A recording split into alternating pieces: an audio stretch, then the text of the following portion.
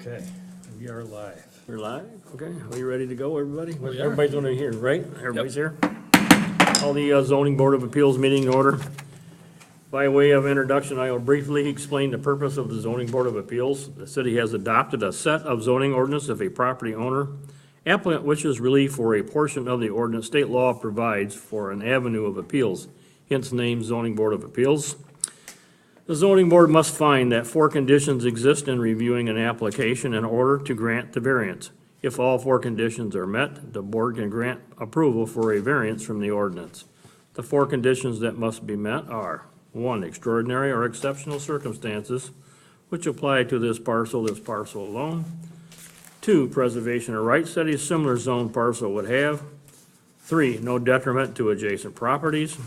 4, the request is not in such a general nature that the ordinance should be changed. Unlike a decision by the planning commission that must be approved or can be overturned by the city commission, the decision by the zoning board of appeals is final.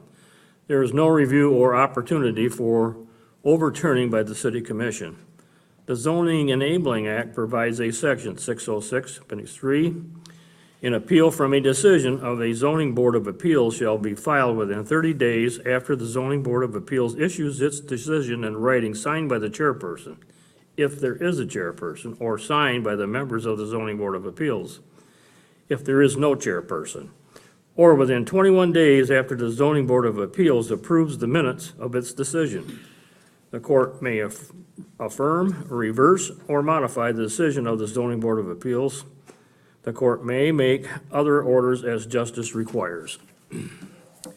And we have minutes that need to be approved from September, we'll get here in a minute, 12th. Motion to approve the minutes. Okay, motion by Brian to approve the minutes, Support. supported by, okay. All those in favor of approving the minutes signify by saying aye. Aye. Pose same sign, they are approved. I'm not going to go into public comment because we only have the 2 applicants here. So I'll waive that. And we have a request. Applicant hereby requests permission to construct a 3,000 square foot and a 5,300 square foot general storage building without connecting to public water and sanitary sewer. The above is contrary to the following section of the City of Walker zoning ordinance. Section S4T6NR12W, is that correct? Is that a, 94,346. that's what I thought it was, okay, 93,346. Property description is 1890 Bristol Avenue Northwest. Property owner's name is Poor Boy Concrete LLC. Property owner's address is 1890 Bristol Avenue Northwest. Applicant's name is Taylor Stonehouse.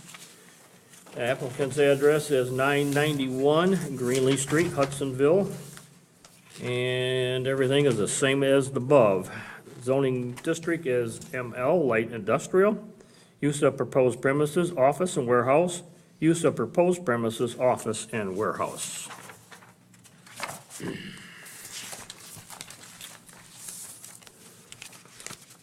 Applicant states reasons and grounds in support of the variance: exceptional or extraordinary circumstances.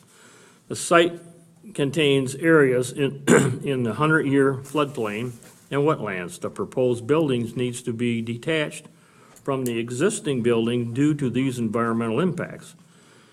The proposed buildings will be used for storage and will not need water or sanitary. Preservation of rights.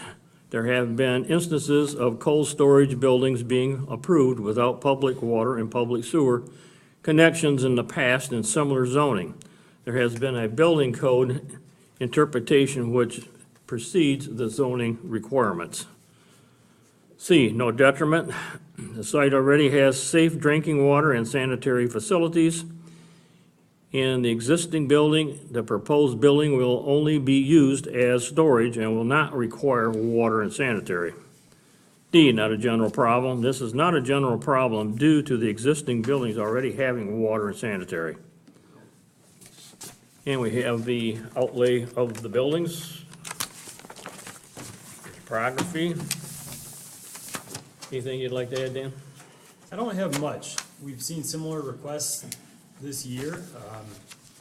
Instead of doing a slide presentation, I'll just have my packet up on the screen here. Okay. Show you some site photos. I'm not sure if you've had a chance to see this site, but the building was constructed in 1970. The one that's there now, it was a home to the Kent County Animal Shelter, and then Yep. went into various stages of use and had what you see there now is some repossessed automobiles. So it's had a sordid past of different uses, and the folks here tonight are looking to apply for concrete company office and storage space. So what we run into, like with the other sites, is depending on the nature of the use of those storage buildings, the building code may not require them to have sanitary facilities or potable water if they're not regularly occupied as a workspace.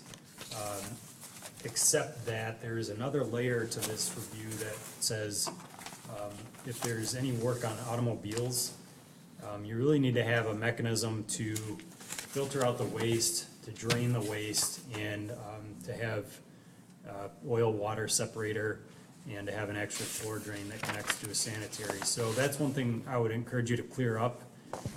Okay. If there is any automotive repair use proposed as part of this site plan, that building should have at least a connection to a sanitary sewer. So I wouldn't advise authorizing a variance on that aspect of this request. But otherwise, we're looking at basically cold storage. And additionally, on this site, something that works in the favor of this site is the building official has said, if you're on the contiguous parcel within 500 feet of an existing sanitary facility, you can use that sanitary facility. So as far as findings, this is a fairly exceptional site. There's a lot of topography here. As far as preservation of rights, the issue of the other similar sites that have been granted variances this year would come into play on that aspect. As far as no detriment, I think if you can establish that there are sanitary facilities, there's safe drinking water elsewhere on the site within 500 feet, that alleviates some of the detriment. And then if you establish that there is no automotive repair, that would also alleviate some detriment. As far as not a general problem, this is revealing itself to be a general problem. And if we were taking a hard line, we'd say, don't authorize any variances. Let's get this through the ordinance committee and see if they want to approach this and tackle this before any variances come through. And that's what we're gearing up to do. But in this case, I think it's reasonable to take action on this while we work through that process. And so I don't think the not a general problem criterion is all that important. We will be bringing this up with the ordinance committee to find consistency with the building code and see if there's ways to poke the right holes in that ordinance. Okay. So those are my quick findings, and feel free to open a public hearing and Okay. go through everything. Yeah, we need to open the public hearing and need a motion. Make a motion to open the public hearing. Motion by Scott, I'll support that. supported by Pat. All in favor of opening the hearing, signify by saying aye. Aye. Opposed, same sign. The hearing is open. Anything the applicant would like to add at this time? Yeah, you might want to, whoever wants to do it, step forward to the microphone. Name and address for the record, because we're being recorded, okay? My name is Zach Vogt. I'm with Moore and Brugink Engineering, 2020 Monroe, Grand Rapids. Okay. All right, I'll turn it over to the board for review from the applicant. What kind of cold storage is going to be in these buildings? Concrete equipment, trucks, they'll have, trucks with a skid steer on the back or something. When they take it back to the shop at night, they're gonna back into these buildings. That's gonna be it. Probably some equipment, power trowels, things like that, normal concrete stuff. Is there going to be automotive repaired in that building? There's no repair planned to occur, no. If anything, there might be a little bit of maintenance on a power trowel or something, but we're not taking transmissions out or anything like that, so. Any other questions? Did Four Boys just purchase this property? They have purchased it, I can't tell you exactly when, but. Earlier this year. Okay. Sorry, this is Taylor. Yeah, so the current operation with all the cars and everything is not your operation? No.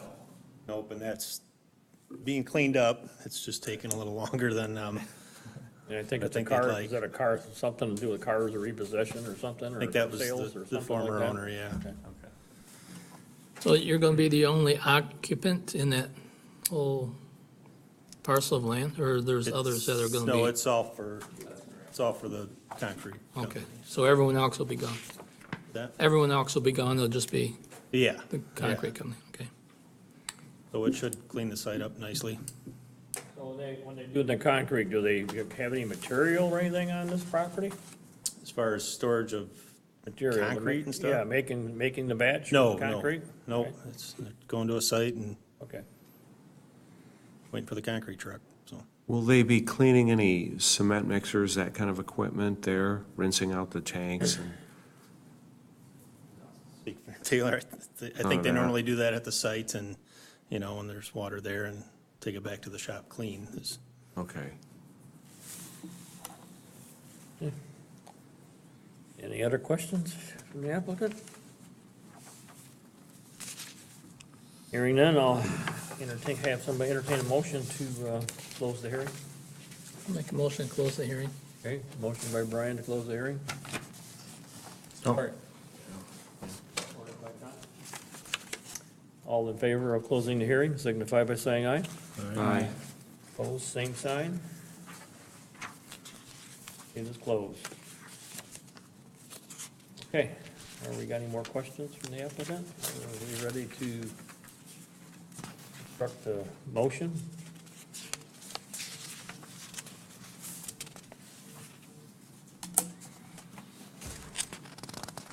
I think it is real similar to the other ones we've had this year. Real similar to the Marsman property. Yes, I would just ask if he's comfortable with the discretion in the recommended condition I had, that if there is automotive repair, that would trigger some form of a connection to the sanitary. Yeah, we can make that as part of the motion, right? You can, I just wanted to make sure you knew that was a recommendation I had. Right, right.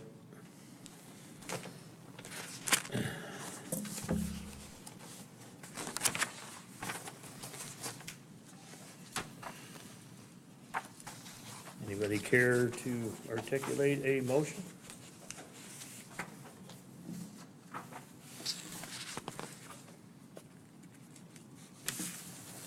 I'll do it. Okay. I make a motion to approve the request by owner Poor Boys Concrete LLC to construct the 3,000 square foot general storage building and a 5,300 square foot general storage building, each without connections to adjacent public water or public sewer utilities. And this is based on the exceptional or extraordinary circumstances as outlined here in the application. Preservation of rights, no detriment, and also not a general problem. Two conditions that we are including in here. The first is that there are no automotive repair activities, and if there are, then you'd have to connect to a sanitary sewer. And the second is to undergo formal review by the planning commission. Okay, that's the motion. Anybody care to support? I will. Supported by Brian. Any other questions or thoughts or review on it, or additions, deletions? All in favor of the motion, signify by saying aye. Aye. Opposed, same sign. It's granted. With those conditions, I need a signature here for Dan here on the very end.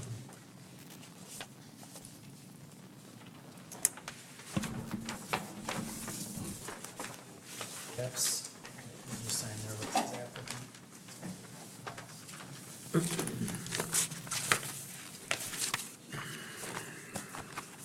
All right, thanks. See you next week. Okay. Things are slowing down. As far as we know, there's no No meeting gonna be set for. Good night, gentlemen.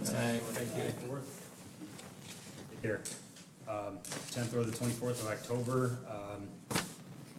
One potential request related to an RV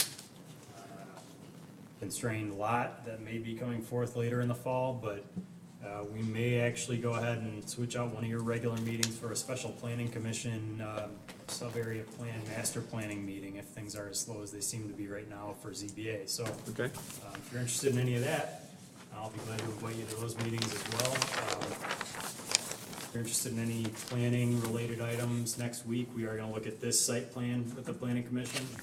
We're also gonna look at a site plan for a proposed townhome and mixed-use development on Cummings, south of Lake Michigan. 12-unit townhome and a 2-unit live-work building just to the south of the new brew pub. Okay. And the last item for next week on planning commission agenda is the Weller Auto. I know some of you were interested in what's going on with that. Yeah. So they're finally coming off the table and they're gonna be reviewed again next week with planning commission, so. Busy planning commission agenda next week, even if things are slowing down for you. Are they gaining on that Weller thing, or? There's been a lot of improvements over the last 10 months. yeah. Good, thanks for hanging in there with them on that. That's- Working with them, a lot of it has been related to making sure a response activity plan has been cycled through the MDQ review process. Okay. So, Good. it's take time. Yep.